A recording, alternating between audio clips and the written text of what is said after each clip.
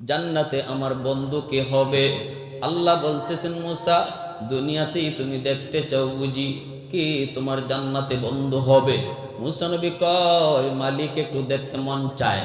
আল্লাহ বললেন, অমুক বাজারে যাও, যায় দেখবা একজন কসাই গোশত বিক্রি করে, সেই হলো জান্নাতে তোমার বন্ধু।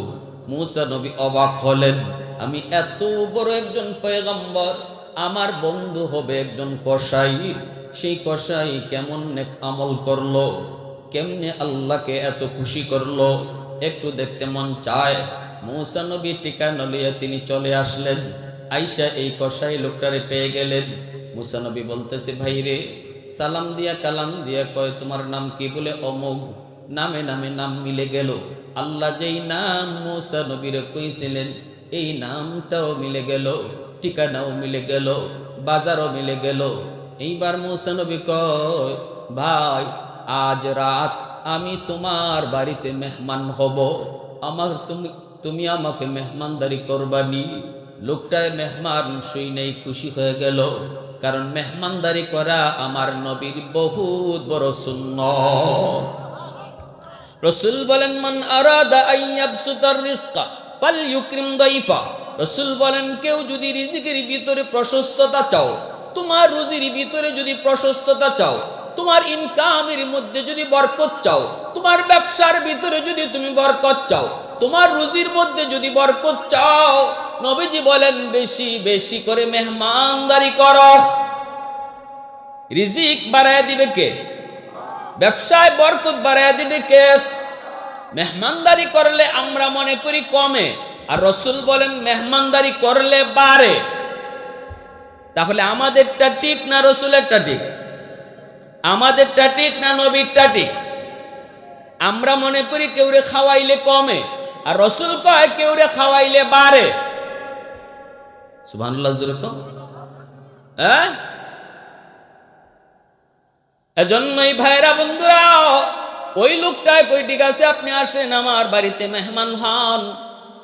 ওই কসাই লোকটা মূসা নবীকে তো আর চেনে না, মূসা নবীও তিনি তার পরিচয় দিলেন না। এই লোকটার বাড়িতে তিনি মেহমান হলেন। কি জন্য মেহমান হলেন? আমল কি করে সেটা দেখার জন্য। কোন আমলের কারণে জান্নাতে মূসা নবীর বন্ধু হবে। বাড়িতে যেয়ে দেখেন, মা দুঃখিনী বৃদ্ধা কবুতরের মতো ছোট হয়ে গেছে, মা বিছানায় পইরা বাঁকা হয়ে গেছে। ওই মাটাকে যাইয়েই সবার আগে কুলে উঠাইয়া কপালে চুমা খাইতেছে। মা সন্তানের কাছেও আগে যায় নাই, বউর ঘরেও আগে যায় নাই, পোলা পানের মাথায় আগে হাত দেয় নাই, সুজা দেয় মার গুরুমে ডুইকা মাকে কুলে লইয়া কপালে চুমা খাইছে। এরপরে মাকে খাওয়াইতেছি তুলায় তুলায়া, মাকে সে খাওয়াইতেছে তুলায় তুলায় খাওয়াইতেছি। শিশুকালে যেইভাবে শিশু বাচ্চাটারে মা তুলায় তুলায় খাওয়া, এইভাবে মাকে সন্তানে তুলায় তুলায় খাওয়াইতেছে, এইভাবে তুলায় তুলায় খাওয়াইতেছে। মনে রাখবেন, মনে রাখবেন, একটা হাদিস কইলেই ফাঁকে দিয়ে মনে পড়ছে। সাহাবী একদিন বলতেছে, নবী গো, আমার আম্মা শিশুকালে আমাকে যেইভাবে তুলায় তুলায় খাওয়াইতো, এইভাবে আজকে আমি মারে তুলায় তুলায় খাওয়াই।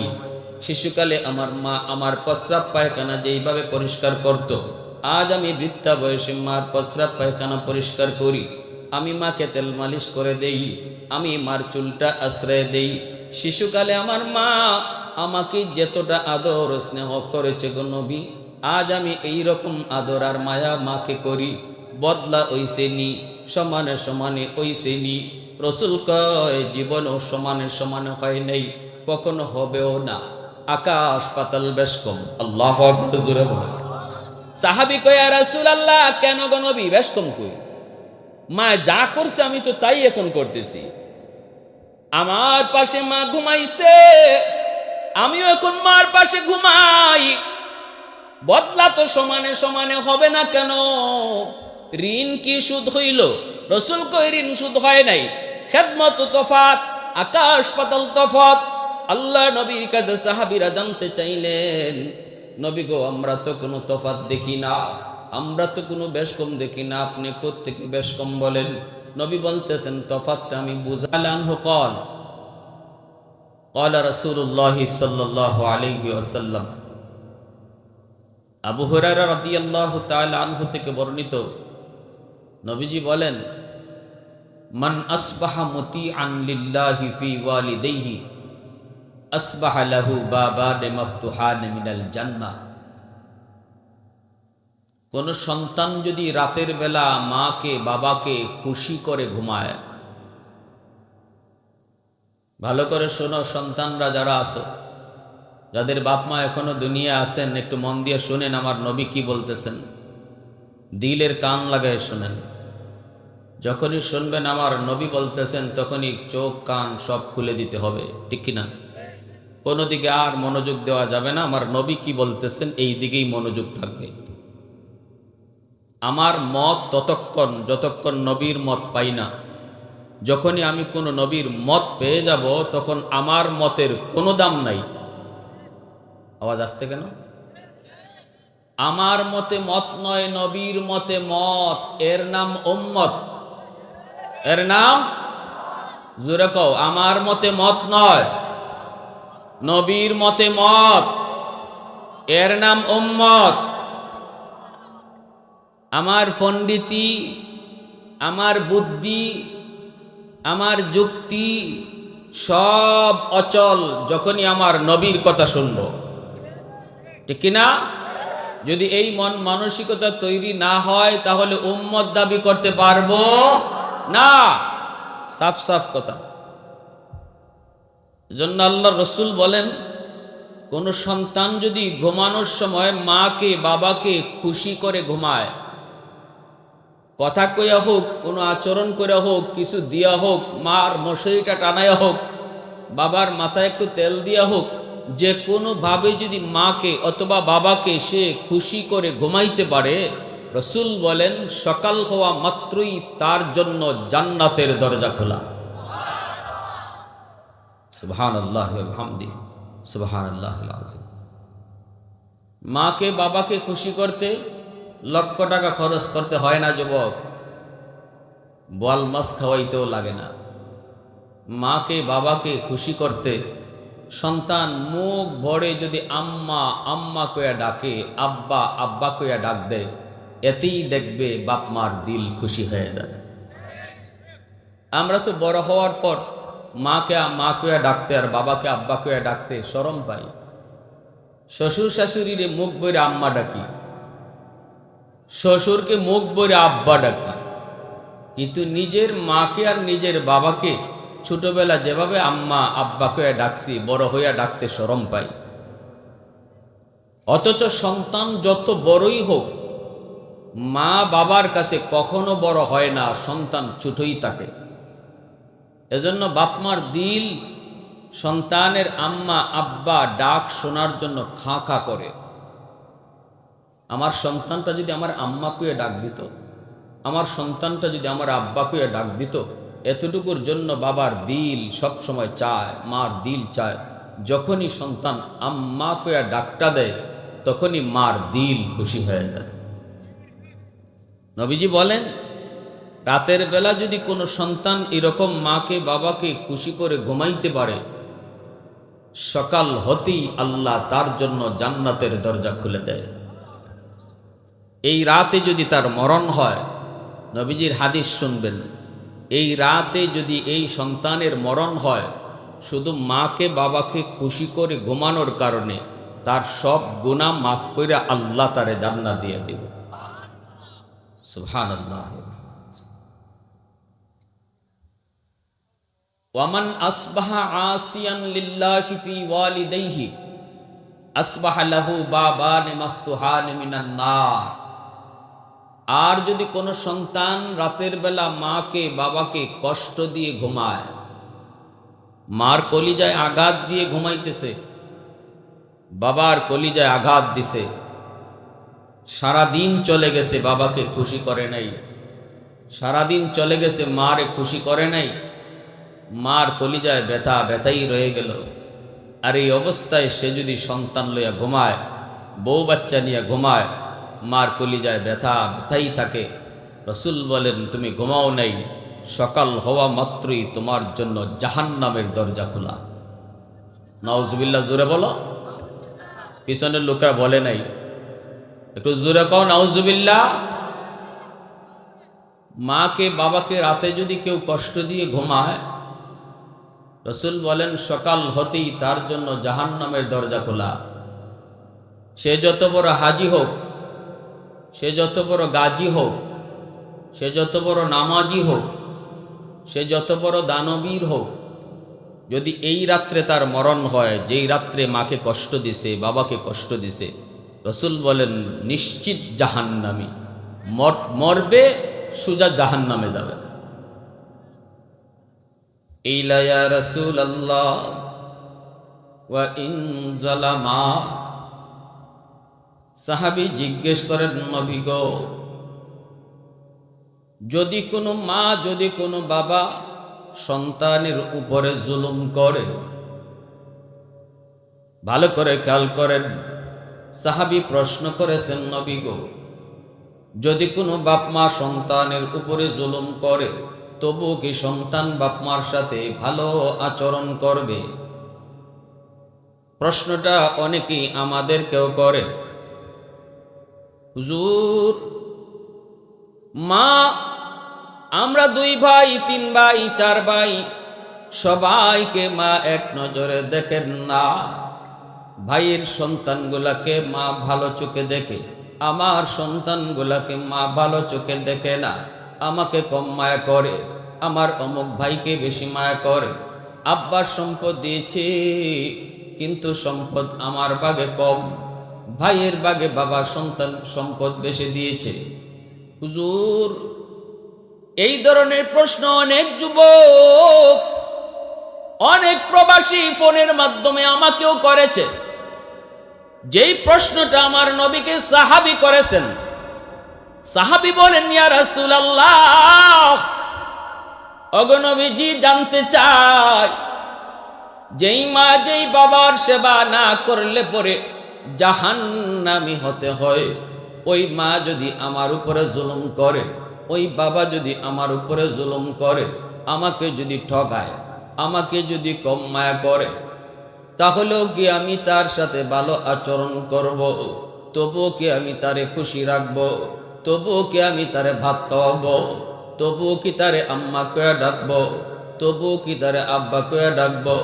এই প্রশ্ন যখন আমার মায়ার নবীকে সাহাবী করলেন, রে যুবক, নবীজি যেই জবাব দিয়েছেন, এই জবাব আমিও তোমাকে দিতে চাই। নবীজি বলেন, ওয়া ইন যালামা, ওয়া ইন যালামা, ওয়া ইন যালামা। 3 বার নবী বলেছেন, যদি বাপ মা জুলুমও করে, জুলুমও করে, জুলুমও করে, তবুও সন্তান মা বাবাকে খুশি রাখতে হবে। সমাধান দিলেন আল্লাহর নবী। আল্লাহর নবী সমাধান দিয়া দিলেন, শুধুমাত্র মা হওয়ার কারণে, শুধুমাত্র বাবা হওয়ার কারণে, কারণ এই মা বাবার মাধ্যমে, বাপ মার উসিলায় আমি দুনিয়ায় এসেছি, ঠিক কিনা? জোরে কও। এজন্যই আল্লাহ পাক বলে, আল্লাহ পাক রব্বুল আলামিন কয়, যখনই আমার হক তোমরা আদায় করো, সাথে সাথে তোমরা বাপ মার হকটাও আদায় করে নিও। আনিশকুরলি ওয়ালি ওয়ালিদাইক, আমি আল্লাহর শুকরিয়া আদায় করো। সাথে সাথে আল্লাহ বলেন, মা বাবার শুকরিয়াও আদায় করো, কারণ আমি আল্লাহ হলাম খালিক। খালিক হিসাবে আমার শুকরিয়া তোমরা আদায় করবা, কারণ আমি তোমাদেরকে বানাইছি, কিন্তু বানাইয়া আসমান থেকে জমিনে পাঠায় দেই নাই, মা বাবার মাধ্যমে তোমাকে দুনিয়া পাঠাইছি। অতএব বান্দা, যখনই আমি আল্লাহ খালিক হিসাবে আমার শুকরিয়া আদায় করবা, সাথে সাথে বাপ মা উসিলা হিসাবে তাদের শুকরিয়া আদায় করো। এজন্যই ভাইরা আমার, মা বাবা শুধু মা হওয়ার কারণে, বাবা হওয়ার কারণে তারা আমার কাছে পাওনা, ভালো আচরণের পাওনা, ভালো ব্যবহার পাওনা, ভালো খাওয়া দাওয়া করানোর পাওনা।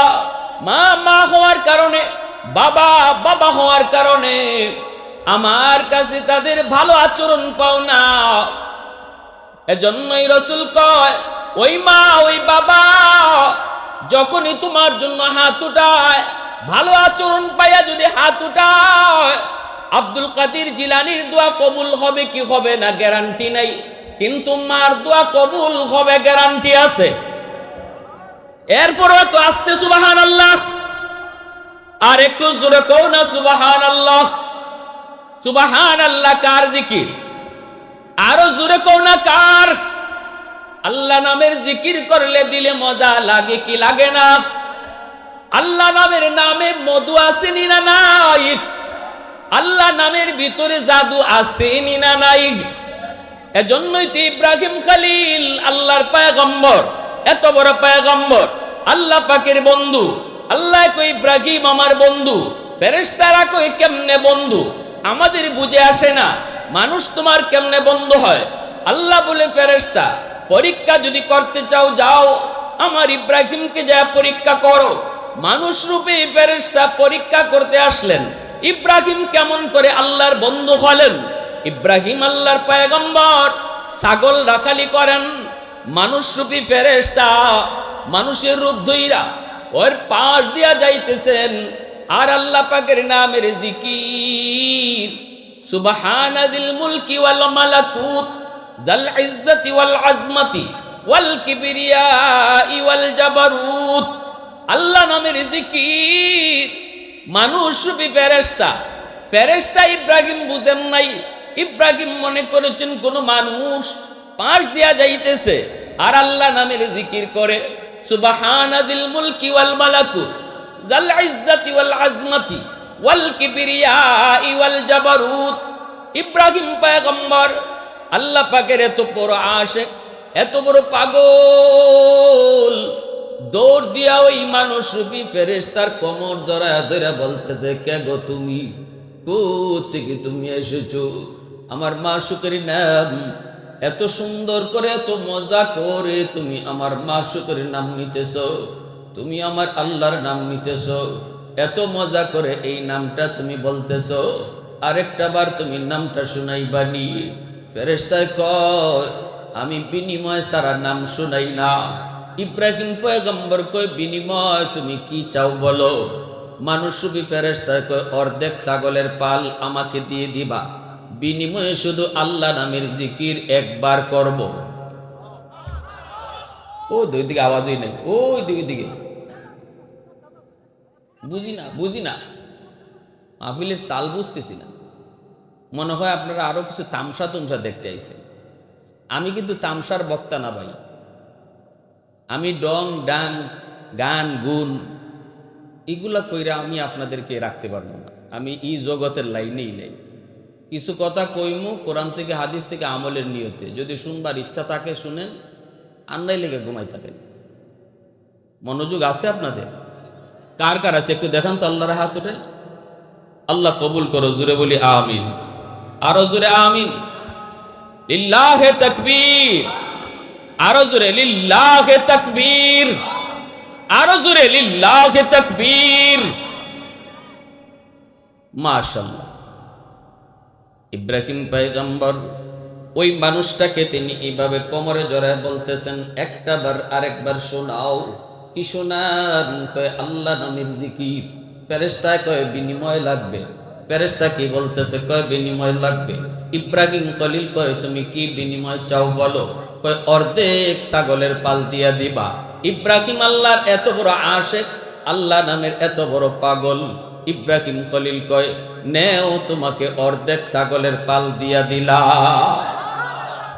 মানুষ রূপী ফেরেশতা কয় সুবহানাদিল মুলকি ওয়াল মালাকুত যাল ইজ্জতি ওয়াল আজমতি ওয়াল কিবরিয়াই ওয়াল জাবারুত। একটা বার শুধু আল্লাহ নামের জিকির করলেন, অর্ধেক ছাগলের পাল লইয়া ফেরেশতা যাইতেছে, কিন্তু ইব্রাহিম খলিল যেতে দেন না। তিনি তো আল্লাহর আশিক, আল্লাহর পাগল, আবার দৌড় দিয়া ফেরেশতার কোমর জড়ায়া ধরছে।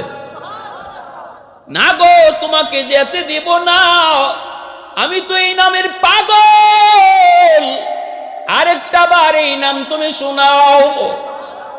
ফেরেশতা কয় বিনিময় কি? বিনিময় ছাড়া হবে না। ইব্রাহিম খলিল কয় কি চাও? কয় বাকি অর্ধেক ছাগল দিয়া দাও। আল্লাহর খলিল তিনি বলেন যাও, তোমাকে বাকি অর্ধেক ছাগলের পালও দিয়ে দিলাম, বিনিময়ে শুধু একটা বার আমার আল্লাহ নামের জিকির করো। ফেরেশতা আরেকবার শুধু এই নাম শুনাইলেন। এইবার সবগুলি ছাগল লইয়া মানুষরূপী ফেরেশতা যখন চলে যাইতেছেন, আবার ইব্রাহিম খলিল দৌড় দিয়া তার কোমর জড়ায় ধরলেন। আরেকটা বার শোনাও, আরেকটা বার। মানুষরূপী ফেরেশতা বলতেছেন এইবার যদি শোনাই দিবা কি? বিনিময় ছাড়া তো আমি এই নাম শোনাই না। কি দিবা? এখন তো তোমার কাছে কিছুই নাই, সব তো যা ছিল দিয়ে দিছ, এখন তুমি কি দিবা? ইব্রাহিম খলিল কান্দেন আর বলেন কে গো তুমি জানি না, আরেকটা বার যদি এই নাম শোনাও, আমি ইব্রাহিম বলতেছি সারা জীবনের জন্য তোমার গোলাম হয়ে যাব। আওয়াজ দিয়া সুবহানাল্লাহ। প্রশংসা করব কার? আরো জোরে কার? জিকির করব কার? আলহামদুলিমান কাদ্দারা খাইরাও ওয়া কাবালা,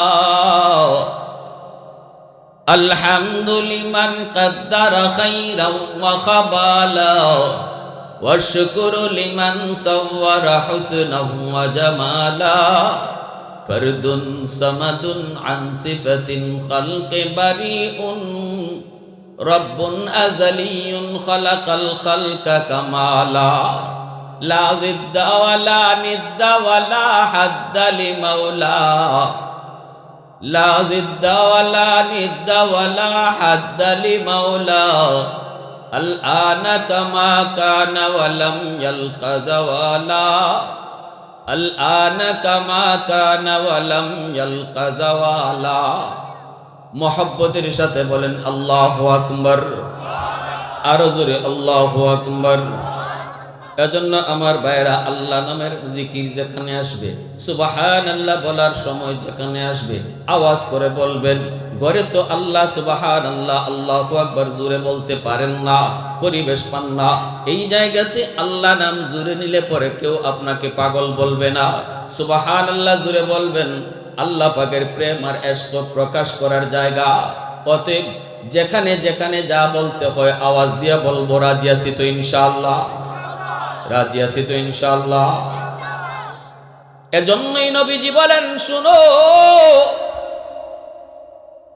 রিদার রাব্বি ফি রিদাল ওয়ালিদাইন ওয়া সাখাতুর রাব্বি ফি সাখাতিল ওয়ালিদাইন। নবীজি বলেন যেই সন্তানের উপরে তার মা রাজি, তার বাবা যার উপরে রাজি, আল্লাহ তার উপরে রাজি। যেই সন্তানের উপরে বাপ মা নারাজ, আল্লাহ